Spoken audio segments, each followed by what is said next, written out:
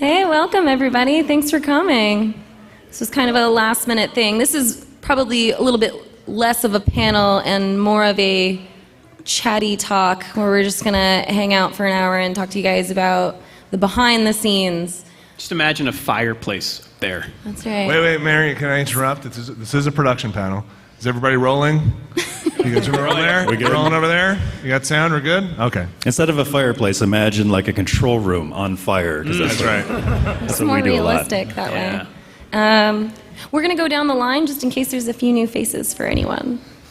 Probably me. Hi, Rob. My name's Rob Handlery. I am a video producer at GameSpot. I make, probably seen them, the graphics comparisons there are pretty predominant. They generate a lot of high traffic. When I'm not doing that, I'm making feature content for like anything from GTA videos to early access games like DayZ or anything like that. Hey, I'm Mary Kish. I am also a producer at GameSpot. I run a few of our live shows, including The Lobby with Danny O'Dwyer and Chris Waters. I also run a few of our other live shows from time to time. We recently did like a live indie feature. And then I also do features just like Rob does, including new releases and random features about any games I like. Drew Scanlon, video producer at Giant Bomb. I do a lot of things. That's true. Vinny Caravella. I spend most of my days convincing people it's hard to build a studio and then just kind of play games and pretend we're not up and running yet. Jason A. Stryker, Giant Bomb. I do a lot of the stuff that Drew doesn't do, all the quick looks and stuff, so whatever he doesn't want to do, that's me. Shit rolls downhill. Yep.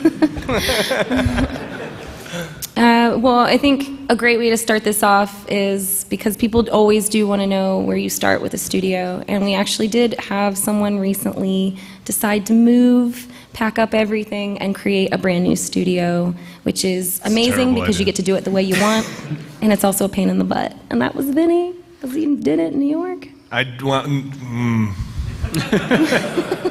did it in New York, yeah. Yeah, so it is a great place to start when you have nothing. So yeah, Alex and I moved to New York, and we've kind of actually switched offices twice now. So this will be the second studio that I've had to set up in New York. It'll be probably about the fourth or fifth studio in, I don't know, a decade or so that I've put together. And each time is fun because the technology changes so rapidly. So I would say to that, the biggest thing for anybody, whether you're just plugging in a webcam in your computer or you're trying to do stupid things like record gameplay with high-end equipment and SDI stuff, which is just a waste of time, know your limitations from the start. Know what you want to do, right? So when, in New York, I was like, let's do 1080p 60, guys. Oh boy. And like It's been around a while. Yeah, it's been around a while. How hard could it be? Everybody's doing it on the internet and YouTube. And Yeah, all the YouTubes are doing it. Yeah, we should do it. This Logitech webcam says it does it, so like, let's just do it. And it's not hard to do if you're just by yourself. It's actually fairly easy. You can do it with consumer pieces of equipment. Get an AverMedia box or an Elgato, plug it in.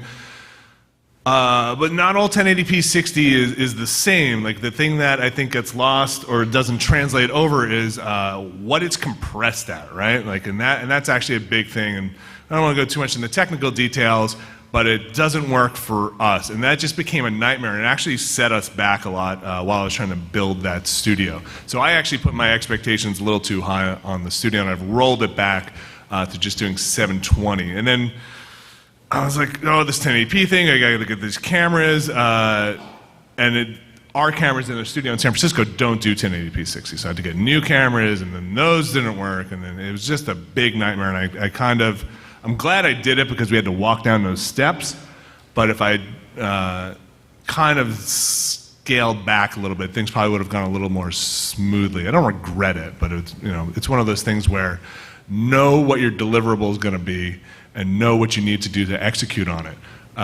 There's no really like PC parts picker for building a studio and saying that everything's going to work together. And that's really scary and really hard because the formats change constantly. And talk to Joey Fameli about this a lot. Just trying to keep all that information in your head just sometimes feels like it's going to explode as things constantly change. And things have changed a lot in the past decade. Does that answer your question, Mary? Yeah, pretty much sums it up. That's about it. Yeah, it's hard. Building from scratch is super tough. But also walking into somebody else's studio kind of sucks too.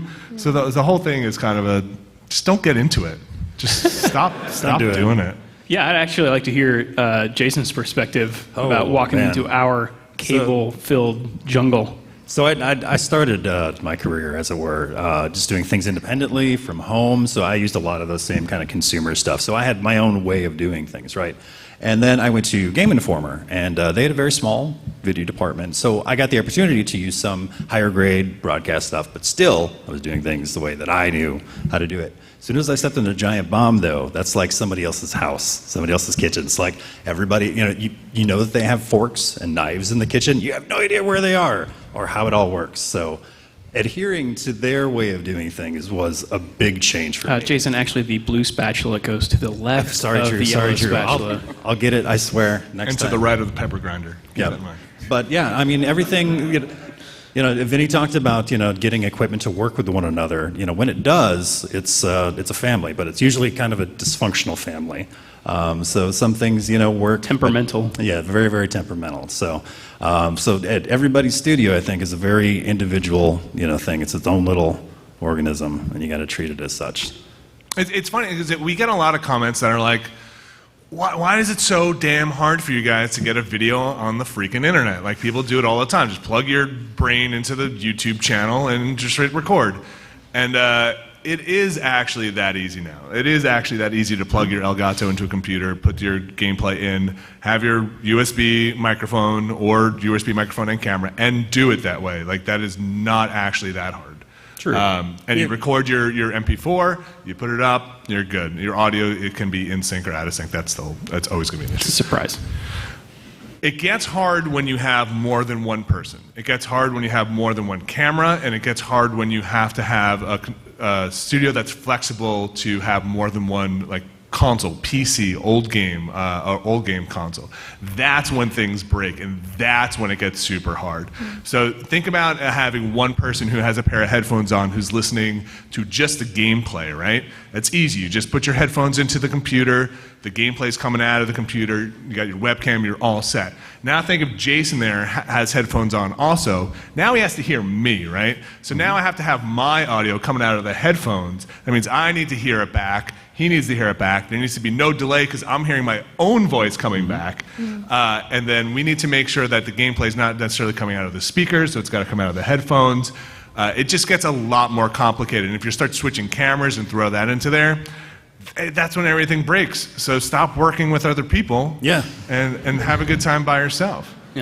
Yeah, we recently did a quick look for Evolve, and that required several people also from New York office, from our office, and we were all going through PlayStation chat instead of in-game chat, because in-game chat sucks. If you're trying to record, the quality goes down, and we had everything pre-planned, and I think we still ended up recording an hour past when we thought, because people kept dropping out. There were problems with audio left and right. It did not go smoothly, and I think something that people don't think about is nothing goes according to plan ever.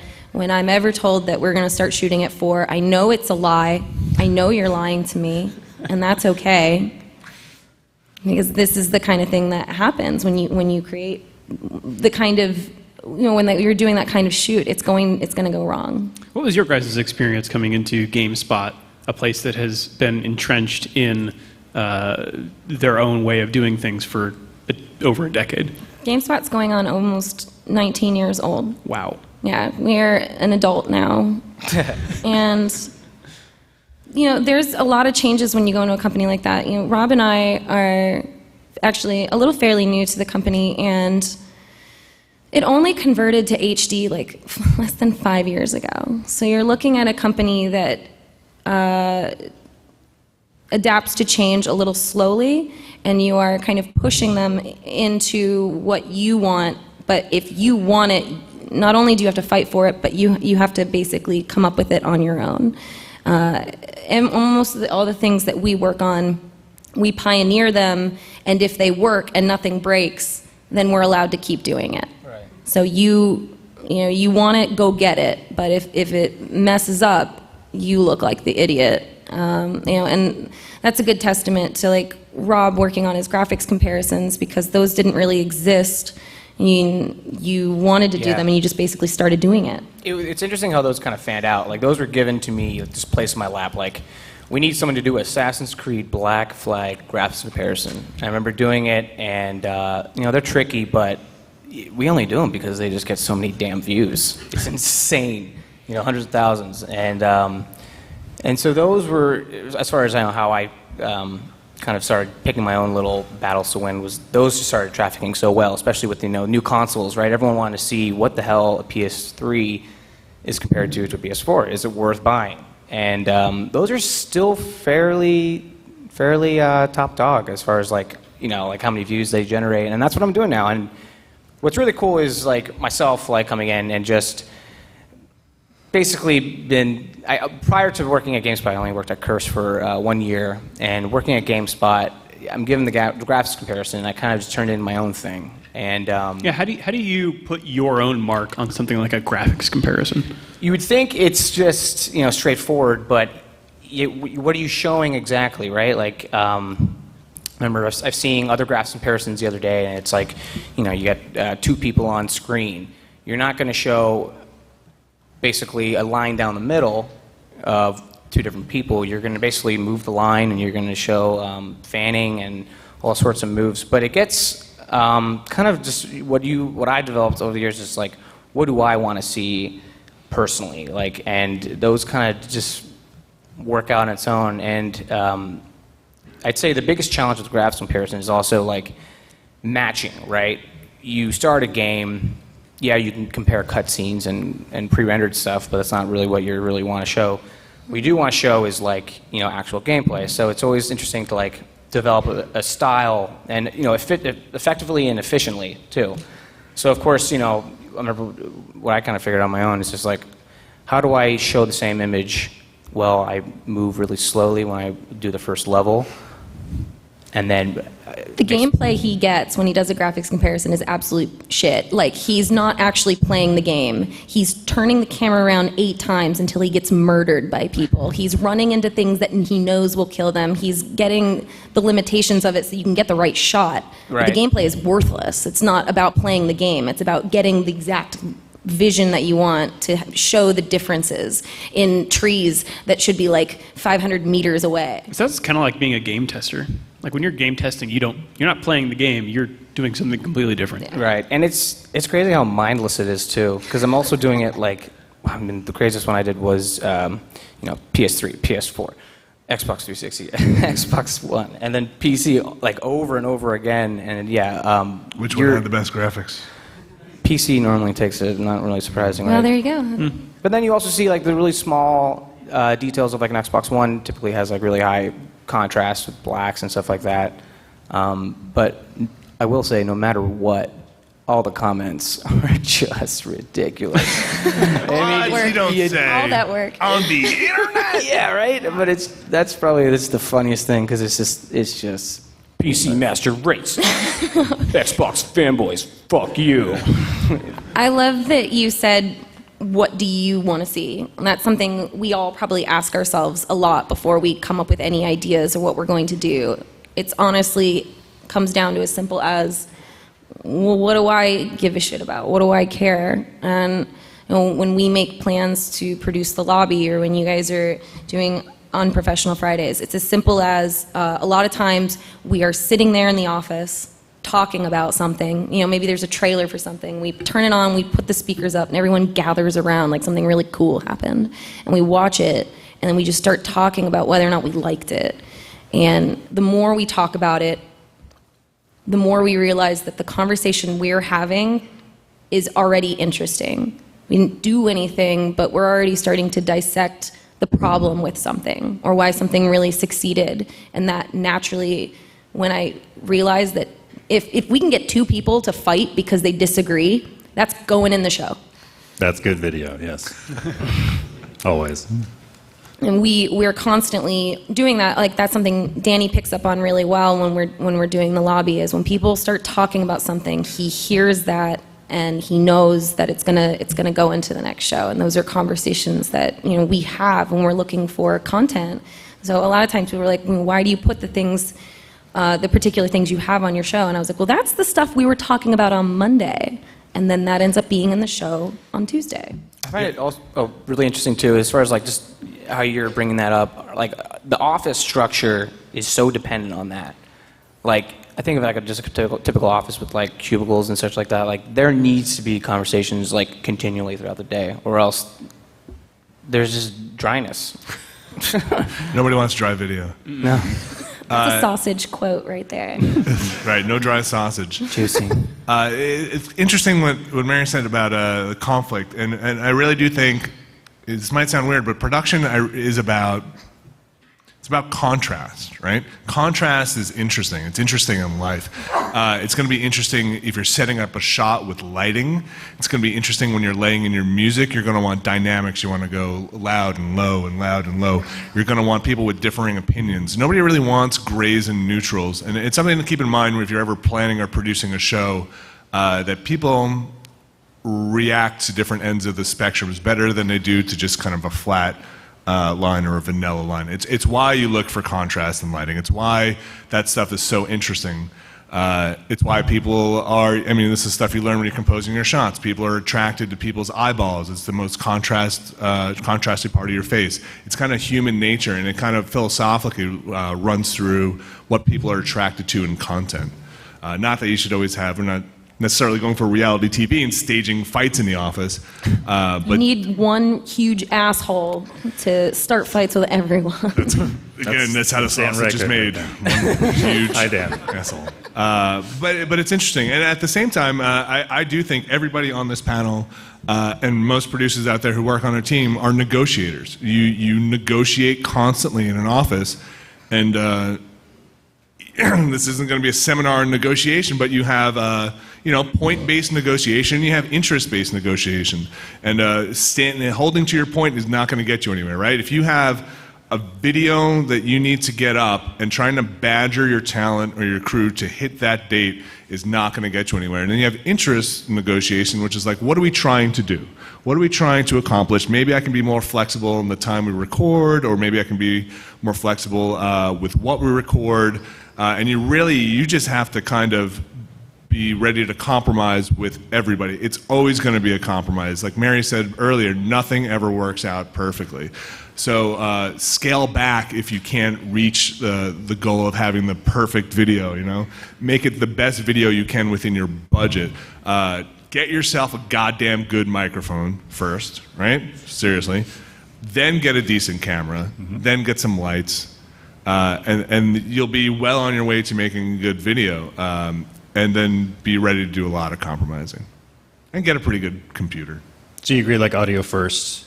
Definitely audio first. Yeah. I mean, it really depends on what you're doing, but think of anything you've seen on YouTube that is like the video quality is crap, but if you can't hear what the person's saying, it doesn't matter. You're just going to tune out immediately. When I used to screen stuff years and years ago, when I had producers sitting on a couch watching, whenever they started tapping their foot or looking away is where I would stop and just make an edit point in my video. It's like just when they lost interest.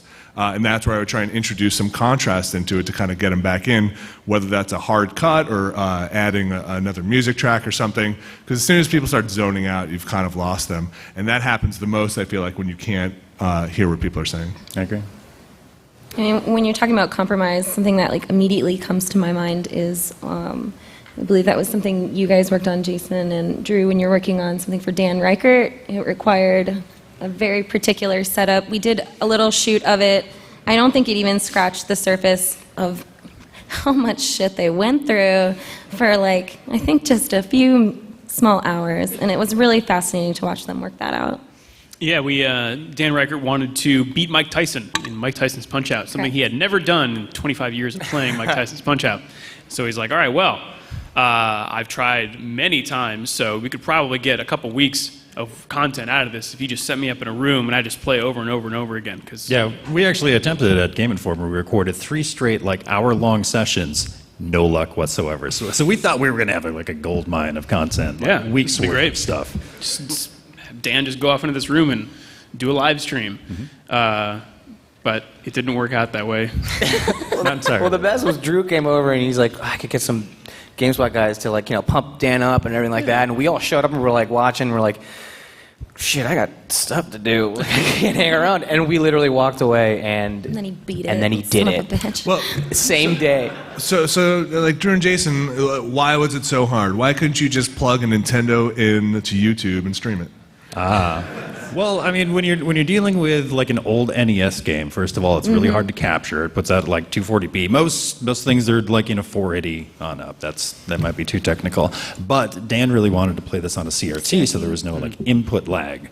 We wanted to we had to get reduce. that. We wanted to reduce every single excuse Dan could give. Yep. So we're like, all right, we're going to give you an NES plugged into a CRT. If you can't do it, it's your own fault. But he also wanted. Well, we thought that he was going to be spending hours and hours upon this, and we didn't want to like take it to the studio. So we tried to set up just a really easy setup. Laptop, webcam, and just a real cheap capture unit. Also something that bypassed everything that we were currently using to do other content. So it would be nice to have Dan just go do his thing while we were also recording another quick look or something. Independently. Independently, yeah. So you've got your console, you got your NES. You're now splitting the signal with like an AV splitter, like Yep. a powered amp that's pushing out to the CRT. So what's your other signal going into? So our other signal had to be converted to 720p. Okay. So So you have a scan converter in line. Yes. Okay. And then you've got Dan on a microphone. Dan on a mic. How are you getting that audio into that converted NES video stream? So the audio from Dan's mic goes into a mixer, and then the audio from the NES goes into the same mixer. It doesn't go into the CRT. Okay. And then Dan gets from the mixer a headphone out Okay. of his voice and the game at the same time. That same mix also goes into our box that the video signal is going into, so everything's going into that one thing and getting married together. Getting married together, and then that's what's getting streamed out, and that's what's getting recorded. Yes. Got it. Simple. Simple. Very easy. Yeah. Right. No problem. I should also mention that to get a 240 signal into 720p, also not that easy. Not easy. No, it's 240 progressive is not a real video standard. No, it's not. You don't look on a box. Nothing you buy really is like, yeah, no, I understand what that is. There are things out there like the FrameMeister, a super expensive piece of equipment. Yeah, look that up on Google and Yeah. try not to get a virus when you go to the webpage. It's like, Seriously. I mean, you buy it from Japan basically, right? It's import only. It does an amazing job with line doubling and stuff like that. We're gonna get one eventually, but yeah, we had to. All right, so we took the 240 signal. We sent it into like a Sony like hand cam type thing. Yeah. and that'll like standardize it to 480, which we can then bring into something else and then go up to 720. And it's Yeah. just, Like this guy here, this is a scan converter, the thing that my microphone is sitting on. My microphone that is sitting on that's $8,000, I assume probably around there. It's similar to what we have. $8,000 to change a signal into another signal and have it be something that does an artifact, that you don't add a lot of delay on, that is keeps the color space correct. Even that, the one we have, will not take in a 240p signal. something like an Elgato. Those things are like $200 or $300 because they are expecting a very specific video signal that's coming from an Xbox or a PlayStation. When you get into weird stuff like a Nintendo that they just kind of made up a video signal, like that's why things are so expensive. Anyway, Yeah. that's my gripe. But the whole thing with Dan and his Mike Tyson thing, at the end of the video, I'd look incredulous because like I spent all this time setting up the room and you beat it in one day. But I couldn't have been happier with how that went because we spent all that time setting up and testing and making sure that everything went well for the week prior to that. Because I knew that was a possibility that Dan could beat it in one day. And I wanted to make sure that everything worked correctly because we were only going to have one shot at it. And everything worked great. Yeah, how many redundancies do you guys have in San Francisco for recording quick looks? about 3. Yeah. Yeah, so we do our primary recording is a real-time MP4 encode that we trim and then upload to the site. It's a nice quick upload because it's already compressed. We also record directly to a Final Cut Pro machine that records in ProRes. And then we also do a record to a solid-state hard drive that is also in ProRes. How many times does one of those fail? One of those fails 5 times a year. On a record? On a record. All 3 of them seem to fail about 3 times a year. Yeah, definitely. I don't know what you guys do. You guys do redundancy when you're recording stuff? Yeah, we always, especially live, we record to a PAX as well, which I found to be a really wonderful universal tool. Mm-hmm. It's basically a box about this big with an LCD screen on it that takes SDI and HDMI in. It's pretty awesome. Yeah, it works. It does 8-channel recording, which is why I love it so much. So I can basically take this little cube. It looks like a steam machine. It's really, really dense. And I can basically take that to anything, plug in a game. Typically HDMI is all we have, and if they have anything else, I go, what the hell are you doing? Give me an HDMI.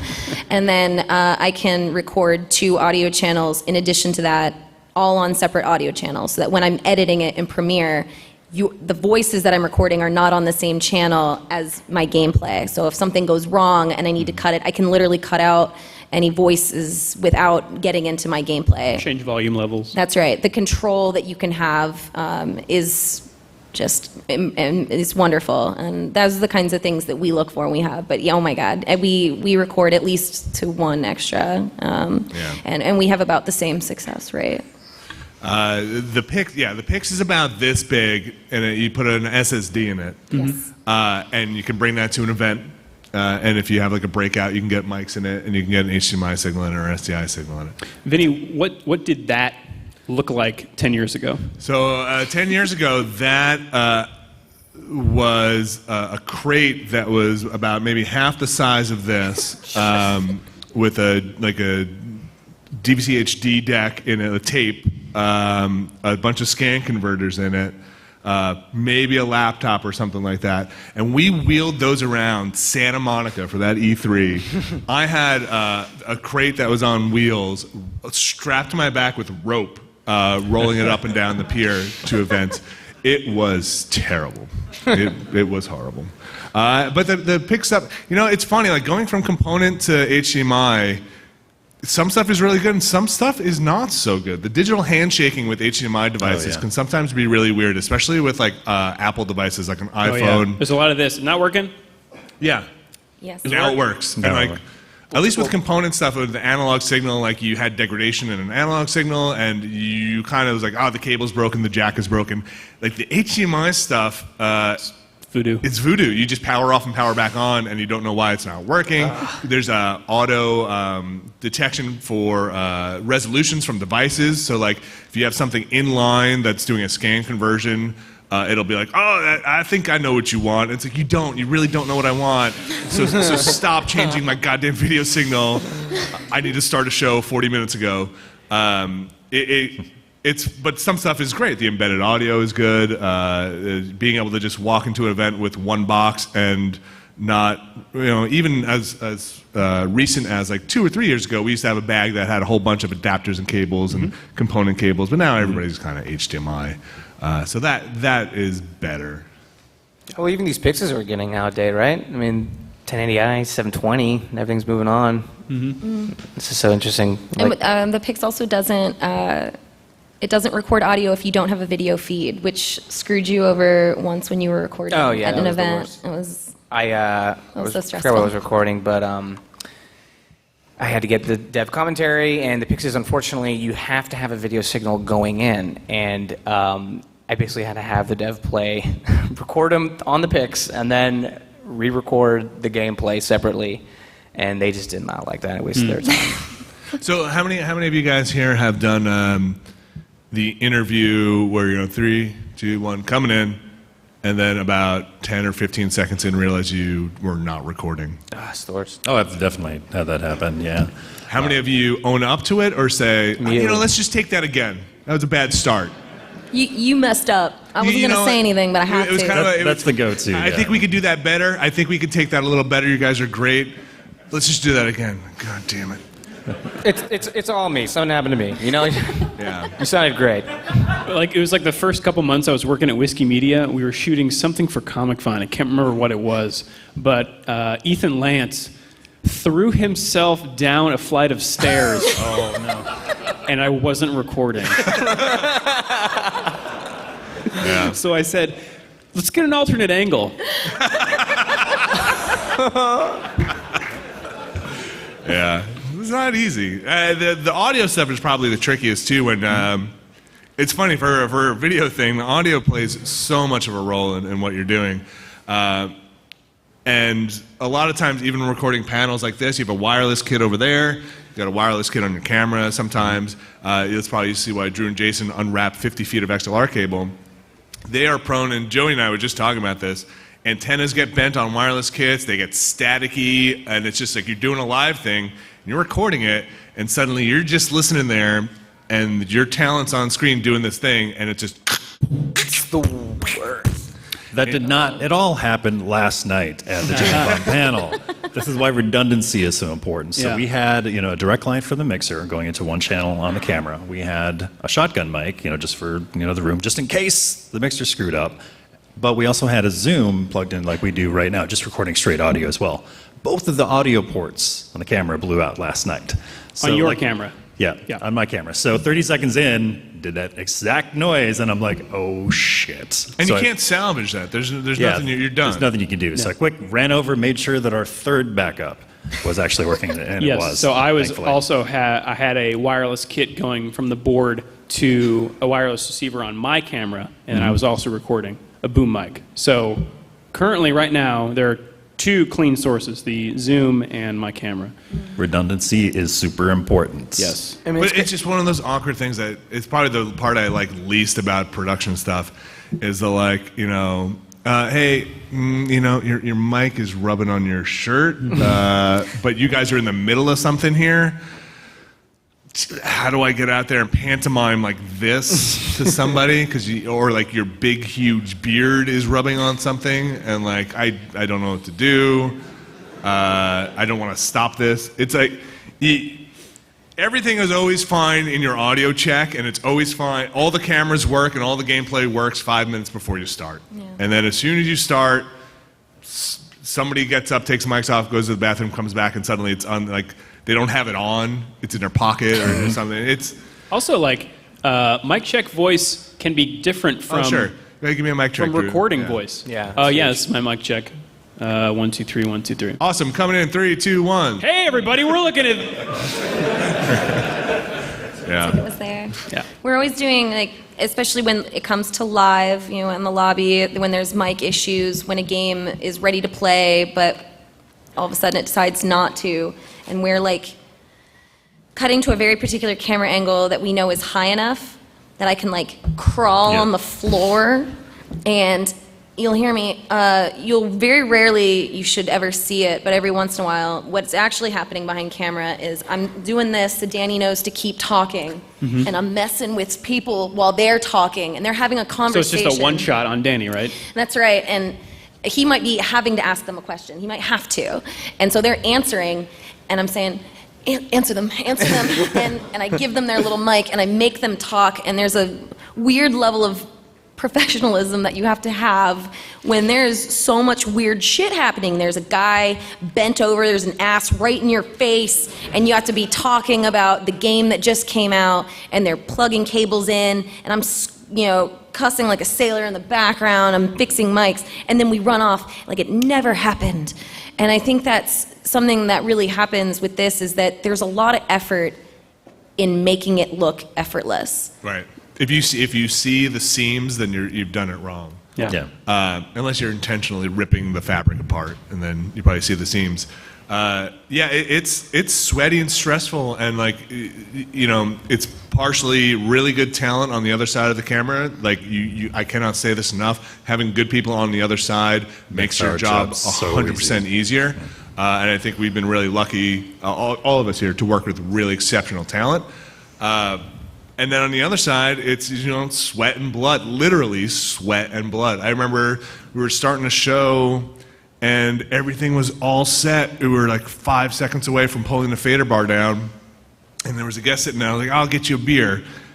Go to get a beer and take the top off, and the top of the bottle broke, and my hand ran down the bottle. No. And it just took me a second to sit there and be like, work this out in my head. Like, all right, I've got like 2 seconds to start the show, but blood is going to start coming out in 1 second. And I just ran to the kitchen and like rolled my hand up in a paper towel, ran back into the control room, elbowed the bar to start the show. Meanwhile, like just blood starting to come down my arm, and like ran back into the kitchen while I was like, I showed Jeff, and he was like, oh, hey everybody. And I was running back and forth between the kitchen, like putting Band-Aids on my finger and like running over and trying to hit the button to switch a shot and running back and forth. And that's one of those things. It's just like, what are you going to do? There's nothing to do, and the show must go on. And it does. And it's fun, and we wouldn't do it if it weren't fun. And it's a challenge, and I love every day of it, except for the days I don't. Should we take questions? Yeah, let's open it up to questions. There's a mic like in the middle of the floor. Basically, there's really not a lot of rules here. You have a question. Anybody want to talk about Genlock? Just get up on the mic. Just get real close to it. Hey guys. Gotta get closer. I tell people who I give a stick mic to, like an ice cream cone, like that close. I got it. So I do a lot of video production for a YouTube channel that I run. And I actually have a FrameMeister, the thing you were talking about before, and it is awesome. It's amazing, right? It was like, we did like a fundraiser with our fans, with like a marathon live stream. We raised like $800 for new equipment, and the FrameMeister was $400.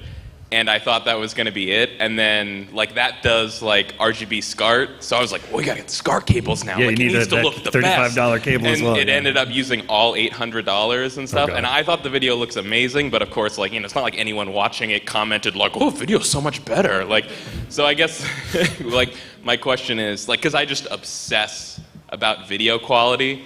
But no one besides me cares. So I was wondering, like, what's the most amount of money that you've sunk into, like, the smallest amount of increase in quality? Oh man, so it's an addiction. Like, especially when I was doing this kind of on my own as a hobby, as an enthusiast, it's like you start off really small, just like an Elgato or something like that, and maybe a webcam. But man, it exponentially increases. Especially if you're really into it. So yeah, all of a sudden you're plunking down $500 on some like dumb scan converter that you really don't need.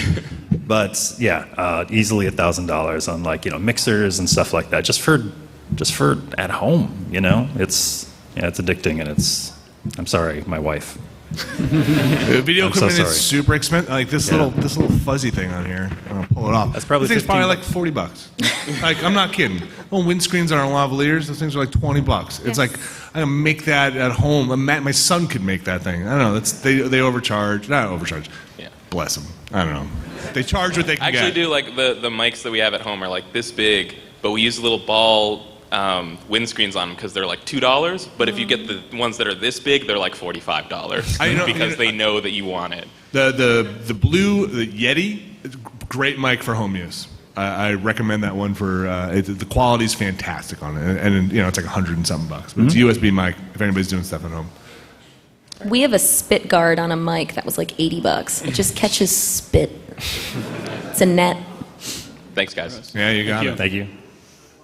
Hey guys, I was just curious, like, because a lot of you do not only the production, but you have to take the role of the talent. You're obviously in front of the camera a lot.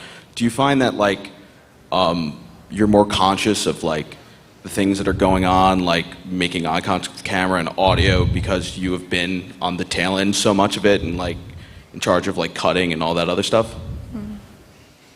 Yeah, for sure. I remember the first interview I did. Yeah.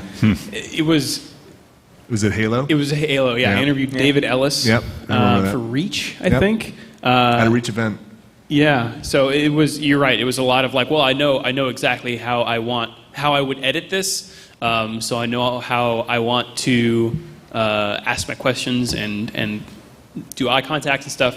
But then as soon as the light turns on, all that like goes out the window, right? And then you're just stuck with like, oh no, I don't have a question. He's going to stop talking and I don't have a question. And that's when your respect for the guys who do the interviewing goes way up. Yeah. Yeah, it's like the service industry. Anyone who's ever been a waitress or something, and all of a sudden you know not to be rude to those people because that's a hard job. All of a sudden you look around, we've just started, where it's just incredibly hard. You look at someone who pulled a giant thing up a hill with a rope on his chest, and you say, well, hats off to you. Your perspective changes greatly. Yeah, I think more than learning or making your cut better, it's learning how to interact with the other side of the camera better. Like Drew was saying, you really realize what's kind of going through somebody's head, what they're worried about, what their interests are. Because you're focused on your audio and video. Like I said, you're worrying if somebody's scraping audio, whatever. They don't care. They're worried about what their next question is. They're worried about listening with one ear, thinking with their other ear. And that's really hard. And like Drew said, as soon as you're on the other side of that camera and you realize when that light goes on and realize, oh, right, yeah, no, now everybody's kind of looking at me to do this. Yeah. You sort of realize as a producer, like, what you shouldn't tell them, like what should not be any of their concern. Like in cases of like, hey, if I give you the signal, adjust your mic. That's not their job. Like, it's your job to make sure it's right the first time.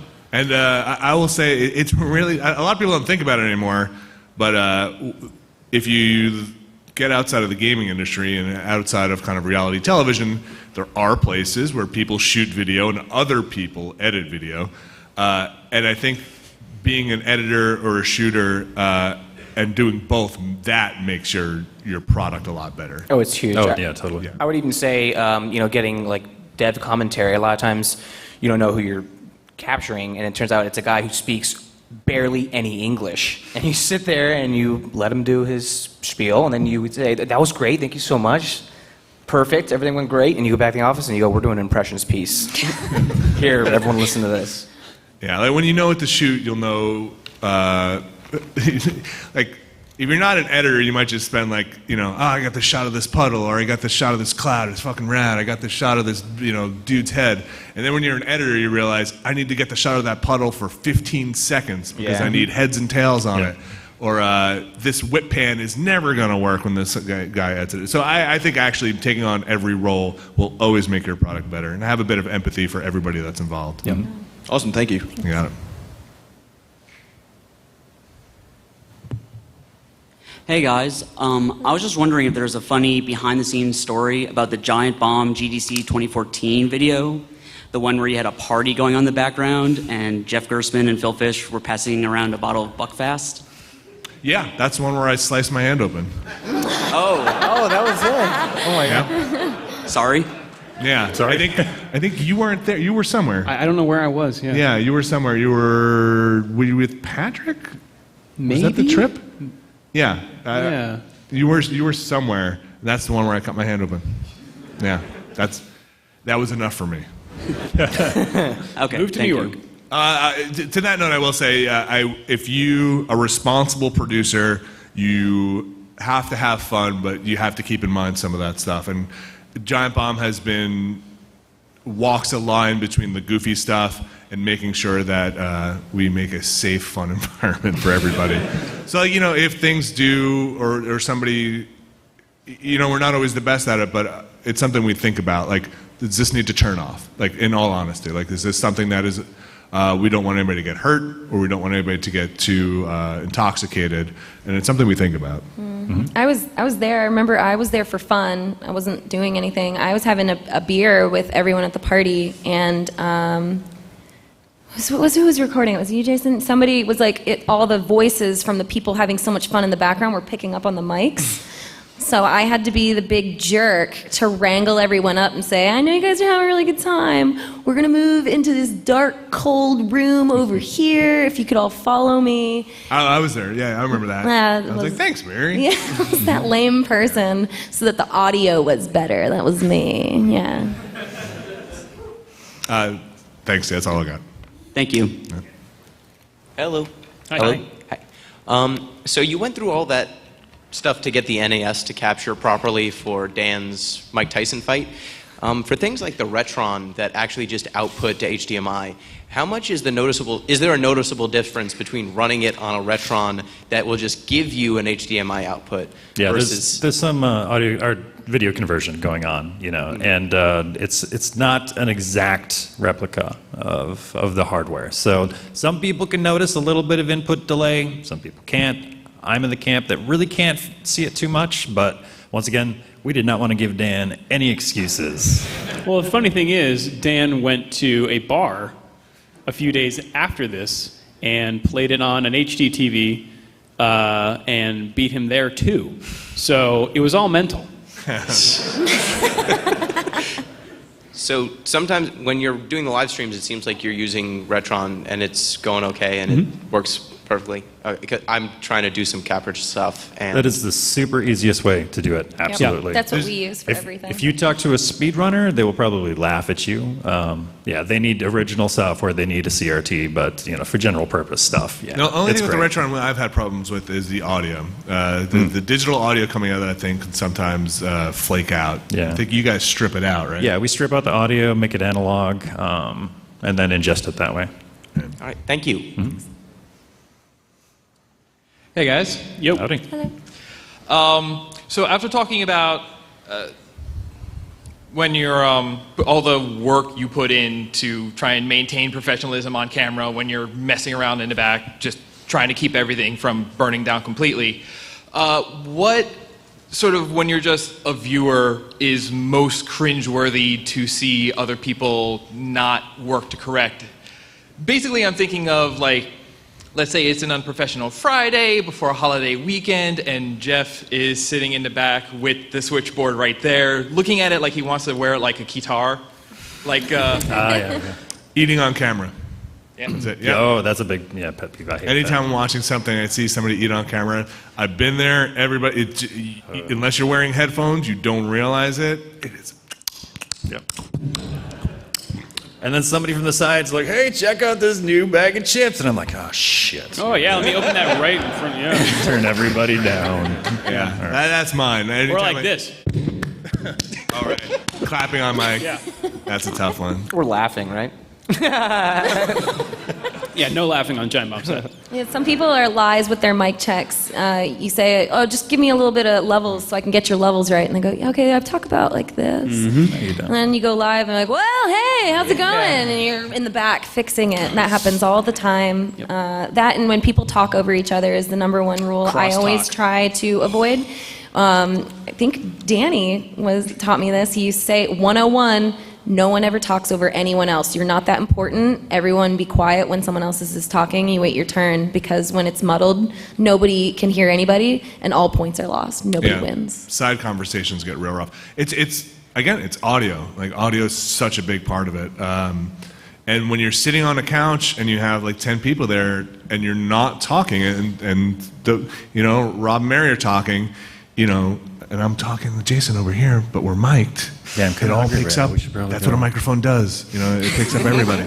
But you don't realize it when you're sitting there. Yeah. Or especially like our set, sometimes you get 2 people removed back by that PC. Yeah. And because it's a physical separation, you feel like you can just have that conversation. It's a really hard habit to break when you're like the people sitting there. But what I always think about is how cool this looks. Weirdly, we're having a cool conversation. You can't hear it. So think about that next time we're in a crosstalk. Thanks. All right, thank you very much. Thank you. Hey guys, I'm Pat. Hello, Pat. Hi. So I'm really lucky in that I tricked somebody into paying me to do video for a living. Congrats. But it's in a content area that I really care very little about. Have you guys ever been in that position? And if so, sort of, how do you keep yourself doing your best work when you're not really super into the stuff that you need to do? It's super tough. One of my old gigs was traveling around, running, like in rooms a lot like this. I would record seminars, and they were all for, like, medical industry, accountants and stuff. That shit is really boring. I thought I was going to get super lucky one day because the seminar was going to be about breastfeeding. And I'm like, yeah, boobs all day long. Turns out breastfeeding boobs, they crack and they bleed and stuff. It's not fun at all. I would say 99% of the time I did not enjoy any of those, but I enjoyed what I was doing, like from a technology standpoint. So it's, you know, you have to focus on that part of the job, I guess, and less about the content. So, you know, if you're not passionate about, you know, what you're shooting, be passionate about how well you present it and go about it that way. I'd even say maybe like slip in a little bit of you somehow. And in that, like, look back and I'd be like, God, I kind of got away with that shot. You know what I mean? Like, I showed some guy picking his nose just for a brief second, and no, I don't know. I love doing that sometimes. Yeah. Easter eggs. Yeah, There you Easter go. eggs. Yeah. Throw a little Dutch tilt on this shot of this Yeah. dentist. Get real cray. Cool. What do you think? We have one or two more questions? I'll just keep letting them go until they tell me no. Yeah. One more question, guys. Okay. So I have a question about live broadcasting. Come talk to us after. Out there. Like legitimate? Not you. No, you. I'm sorry. People behind. Speaking of live. So obviously in a controlled setting where you have like a laptop and an Ethernet connection, or you're at home or whatever, and you can control like the live broadcast feed and your internet's good and things like that, great. But you know, I sometimes am dealing with audio and video in a live setting where I'm trying to do a broadcast, but you know, you're not necessarily have a decent Wi-Fi, or you know, what do you guys do in terms of redundancy or ensuring like quality signal broadcasting? You're talking just for bandwidth? Yeah, for bandwidth in a live production. So like live streaming, how do you compensate for random bandwidth? Like if we were in this room and we got an internet drop, how do we ensure that it's yeah. If you're streaming, or like for example, you're doing a show or a concert or something, and you're trying to get a live stream up, and what do you guys do? The best person to talk to about that, I can guarantee the guy I would always talk to about that is probably Dan Mahoric. Yeah. He knows that stuff inside out. He works at GameSpot, and they do line checks. They do quality of service checks before they go down. Yes. They get guaranteed, and if it doesn't meet their needs, they bring in an outside service. I would say do that before. Dan would be perfect. It's a shame. I know there was a time where we didn't expect to have the amount of people viewing that we did, and I don't mean like 10 times. I mean, we had so many viewers that it broke down, and so we had to get an outside vendor in immediately, and we paid for it. And when I mean paid for, I mean money. It was expensive to get a last minute hitch in, and that started a chain of events that now we consider heavily beforehand what we estimate the audience to be, and then we double that so that Are you handling the streaming like directly from your service, or are you sending the stream to another service, which is then sending it to all your users, or we send it to an outside service. outside service? Yeah, Are they like super expensive? Yes. or- Yes, they are. So you're probably just dealing with like Twitch or something like that, correct? Yeah, So- yeah. Yeah, it can be cost prohibitive at that point. Like you might just have to take what you can get. The bringing in an outside service can be expensive, but here's even when you bring in an outside service. We had, I think it was also Santa Monica doing an E3, broadcasting microwave, I think, our signal out, and all of a sudden live stream went out, and we just could not figure out what the hell happened. It was somebody cut a cable, what the hell happened? Somebody had, I think a UPS guy or FedEx guy had parked the truck in front of the microwave dish, and we had to push it out of the way. So sometimes even bringing in an outside service doesn't always work, but there are quality outside service guys. I've always been impressed with the guys GameSpot use. It's hard though. That's a hard thing. Relying anytime, like Jason was saying, those things where you come in and you come into an event, like even if you're filming breastfeeding or whatever, relying on somebody else's infrastructure is tough. Or even like, especially if you're doing for example, our live stuff that we do at E3. Like a location that you are going to later that you can't like readily go to. Like if it's in another city, I can't overestimate how important it is for you to physically go there, or to get someone to physically go there and to test scout the it. internet. To Like they can scout it. tell you, oh yeah, we got 50 up. No, you have to test that. Do you guys do any kind of like cellular broadcasting as well? That's another option too, and that's kind of a redundancy. So if Like you're just a doing this from LTE home or and you're dealing something? with Twitch, I mean, there's lots of tools where you can check, each of the individual servers. But it's also not a bad idea to have like a 4G kind of hotspot connection as well to use as a backup in that case. Okay. And also along the redundancy line, make sure that you're recording locally somehow as well, Yeah. so you can get it up if the stream does go down. Okay. For cool. E3, we bring in our own satellite truck That's awesome. so that we don't mix I'm signals gonna get right on and that. compete Yeah, with anyone. We don't mess around when E3. Dorman, she's all that Twitch money. Yeah. Taking donations after the after the break. I think Sweet. we're probably at time, right? All right. Thank you. Yeah. Thank you. Thanks, Thank you, guys. Thank you.